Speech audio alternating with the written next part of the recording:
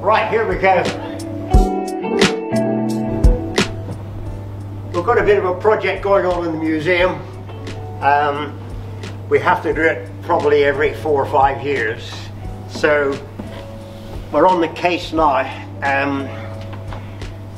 We're looking at some of Miller's trophies that he's won over the years.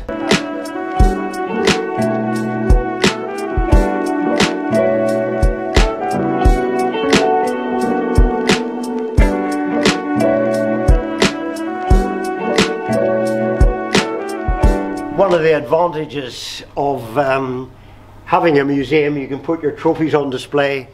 Lots of famous riders and all their trophies are up in the roof space, nobody can see them, so really quite proud to be able to put them on display. So here we go, but we'll run through a few. You'd be here for a month if I told you about everyone, so I think what you got to take on board here, how many miles Miller rode in each to win each one.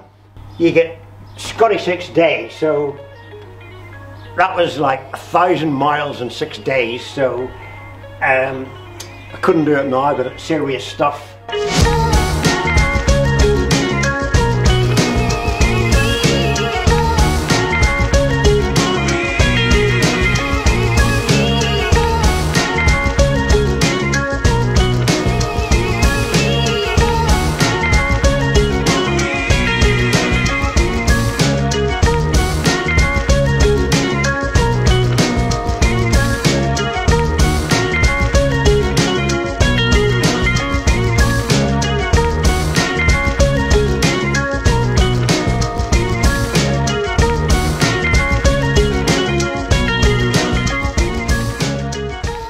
These are basically all Scottish, except those which are gold cup, the Scafco gold cup, the British experts. And they used to present you with a gold miniature. You find in the early days the trophies were far better quality than the plastic ones you get today, like that one there. So Miller's been lucky to have quality trophies. Of all the trophies, this little one here, the Shaw Cup Novice Award, that's #1. So that's the start of all this lot. So young Miller, 17, built his SHS, prepares the bike, and of course it's at Randalstown, which is north west of Belfast, 50 miles. So you get yourself ready. No transport in those days, no prima donnas, big fancy transporters. You rode the bike to the event, so you generally had to take a extra gallon of fuel with you, your tools, your gear, and off you went. I remember you do the 50 miles to get there, another 50 miles in the event, and then another 50 miles in the rain coming home. But in those days, it was, you just took it on board. You were so enthused that water or rain didn't really affect you. So that's the Shaw Cup. So these ones here, quite a comprehensive range. That's from Japan. I don't know why they gave Miller a samurai warrior helmet. Could be something, maybe they were getting a bit of a dig at me or something, you know. So that's all quite nice stuff. In the museum, as you see, it'd be nice to have all the trophies at one wall, but we haven't got a wall big enough. So anyway, so we had to split it. But I think this view through here in the gap into the Norton Gallery is spectacular. It's my favourite viewpoint in the museum.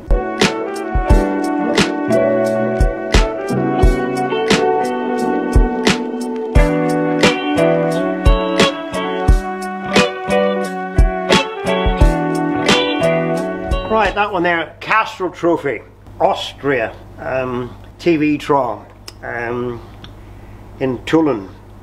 Long way. Got a lot of reception. There was a bit of a story with that one.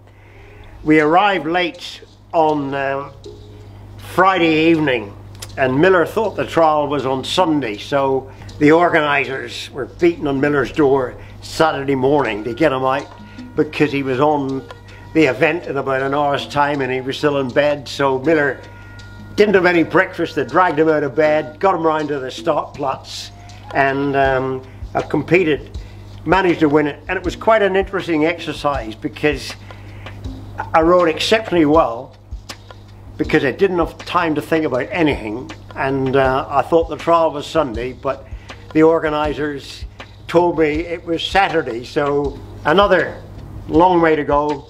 Nice trophy all the way from Austria.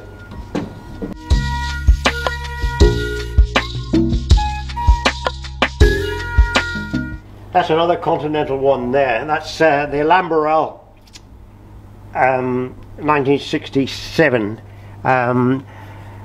international. The Lamberel was a famous trial, and we managed to succeed with that. Again, quite often in those days we competed in England on this Saturday. The Welsh One Day was generally the day before, so can you imagine competing in the Welsh One Day trial at Llandudrod Wells, loading up probably about 4 o'clock, bikes on the back of the pickup still covered in mud, off to Dover. Don't know how we ever did it. Dover, you arrived at Dover about 9 o'clock. We used to know a guy who ran the ferry in those days, and he literally used to keep the ferry back until we arrived, so often the ferry was a bit delayed leaving because Miller and all the rest of the British competitors hadn't got arrived. So we got the boat from Calais, we'd get off the boat and then drive all the way through to Brussels. It was quite near Brussels actually, the Lamberel trial. Probably arrived there at 8:30 in the morning, still not fed, still not warm, off at 9 o'clock, probably rode all day. I remember there were quite long events, probably finished at 3 or 4 o'clock in the afternoon, still a bit bushed. Presentation, head down, Monday morning, on the road again, back along the motorway to Calais and Dover, back home Monday afternoon, Monday night. So, and of course that in your back pocket, so it was always quite good. It's amazing the miles we did, and how we packed 2 events in at a weekend, one in England, one in France, one in Belgium. So those were the days.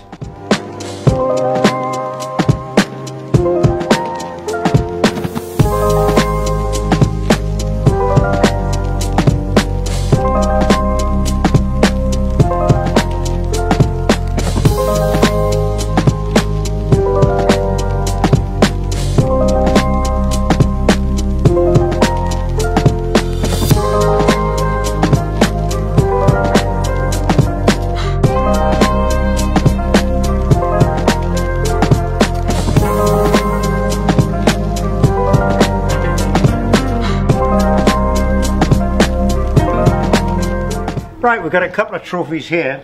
Not very exciting, but what stories. This one here, that's the Scott trial, which blood, sweat and tears. That was the real bad year. I think there was 170 entries, about 30 finished. Miller was ahead of everybody. And it was one of those days on the big aerial when everything went perfect. Didn't get bogged down, didn't swamp it, didn't crash. Cleaned up most of the sections, and lo and behold, great victory. The headlines were Miller's Scottish Massacre, which I enjoyed quite a bit. One of my 7 Scott wins, you know, so put that one back. And this one here, believe it or not, how many miles do you think Miller did to win that? 200 miles. And that should be a clue. 200 miles. Northwest 200. So that's what you got in 1956 for winning the Northwest 200. 200 miles, blood, sweat and tears. And on the NSU Max, of course. I think that was the year that Eric Hinton was second to me, and the following year Mike Halewood was second to me on the NSU. So, also in '58, a young Belfast man, Sammy Miller, takes on rising English star and future world champion Mike Halewood. And in the 250s, Mike Halewood is just holding off Sammy Miller. on the last lap coming down into Portrush, I made my move and luckily got past him, and then it was flat out along the coast road, head down, and I managed to get over the line just in front of him. And Sammy Miller gets the 250cc verdict after a photo finish with Mike Hailwood. This little section here is quite interesting. TT replicas and gold medals. So if we have a look at some of these here, that's the Ducati, fourth in the 125 race in the Ducati. That was the first year, 58, that Ducati raced in the Isle of Man. Miller was one of the two men. He should have went a bit quicker. He was a rubbish fourth. So I wasn't trying hard enough, but maybe I didn't crash so much either. So this one here will probably be on the CZ, I would think. 250 CZ, yeah, 250 CC, rubbish again. All the times I was leading the TT, the bike gave me trouble. I was leading on the NSU, seized up solid, leading on the Mondial, the gearbox locked up, threw me down the road. So could have done better. Move on to gold medals. These are all quite nice. Gold medals, International 6-day. We've only got 8. You should have tried a bit harder, Miller, and got a few more. But I only rode a 9. One broken frame, which expired me, and the rest were gold medals. That was Spindle of Min. That was Czechoslovakia, Spindle of Min. That'll be a Swedish one, Villalunga. That was on the Triumph when it was best British runner. So you go on forever, all the gold medals, but very nice to have.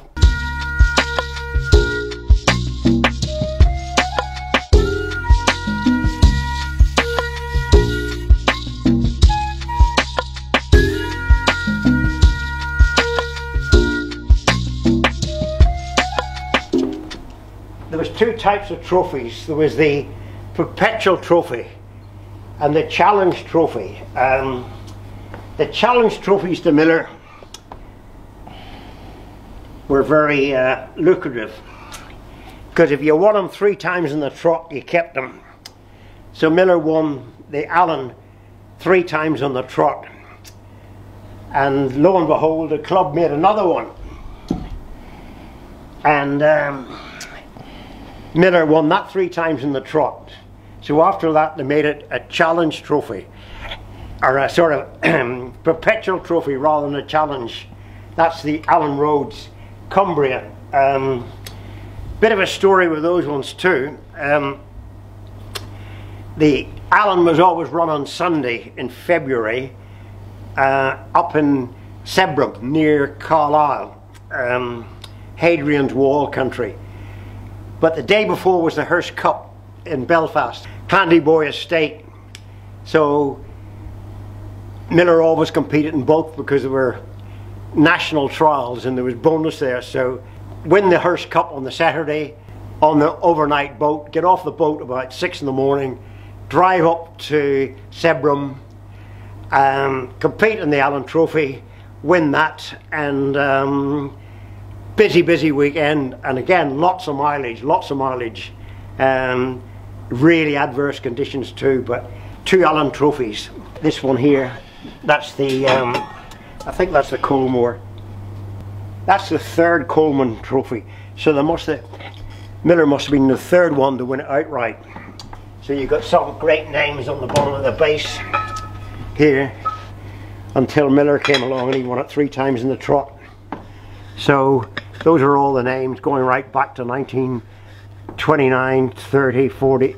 So great names: Billy Nicholson, Jeff Duke, lots of the famous riders. So that's lovely trophy to have. Another one here, I don't know where this one's from. Let's have a look. Vic Britton, that's a prominent trial. The Vic Britton, it used to be a national. That was a good one to win because there was good bonus in that. And although we never got big retainers from the factory, if you organised your own contracts, which I didn't have a manager like all the prima donnas today, so you could get bonus from your oil companies, your petrol companies, your ignition companies, your tire companies, your chain companies. So used to be quite lucrative. So if you were winning a national on the Saturday and a national on the Sunday, you'd double bonus for the weekend, which was good. So we move on. Don't know what this one here is. It looks an American. Presented to Sammy Miller, 1969, Southern California Trials Association. Miller performed out there for a bit. I always quite like this. This is Ute Indian from Colorado Springs, the Ute Cup when Miller won it back in the Bultaco days. So that's a genuine Ute Indian woven presentation, so that was nice.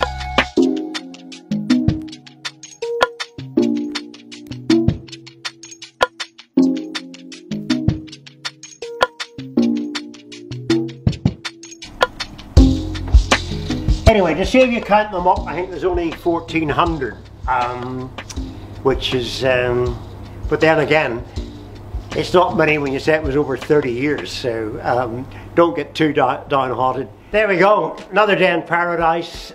Trophies, all project nearly finished, so get that last cabinet done, another job done, and by that time, lot time might be eased off and we can get a few people in the museum. So I'm back to the workshop, another day in paradise, lots of projects to get on with, so catch up with you next week. Cheers!